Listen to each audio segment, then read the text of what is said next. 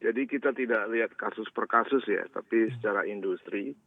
Tetapi kalau kasus per kasus kita minta pertanggungjawaban dari manajemen dan tentunya juga pemilik. Dalam hal ini segera menyelesaikan kewajiban-kewajiban yang menjadi haknya daripada nasabah. Prinsipnya kami minta kepada manajemen dan pemilik dalam hal ini untuk menyelesaikan semuanya ini sehingga kegaduhan yang terjadi di industri khususnya asuransi bisa teratasi.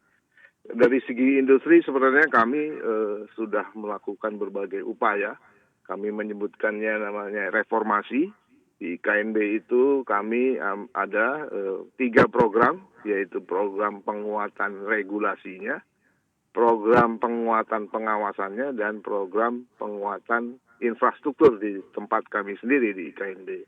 Di regulasi kami mengenforce beberapa regulasi, yaitu menerbitkan beberapa regulasi, di antaranya adalah bagaimana industri itu entry dan exit. Artinya apakah industri itu layak atau tidak layak di dalam masih berusaha di dalam suatu industri. Terlepas IKNW itu apakah asuransi, dana pensiun, dan perusahaan pembiayaan. Di tempat kami di OJK, IKNB ini berbagai jenis industri ada di sana. Yang pasti non-bank. Ada penjaminan, ada fintech, ada lembaga keuangan mikro, ada pegadaian, dan special mission vehicle, yaitu company-company atau perusahaan-perusahaan yang memang diatur untuk membantu program pemerintah. Kalau Bapak Ibu sekalian dengar, ada yang namanya LPI, SMF, IIF, SMI, dan seterusnya itu juga di bawah pengawasan kami.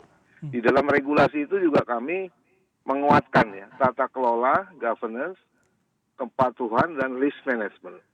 Juga kapasitas dari ekuitas atau permodalan kita coba naikkan sehingga industri ini bisa lebih kompetitif.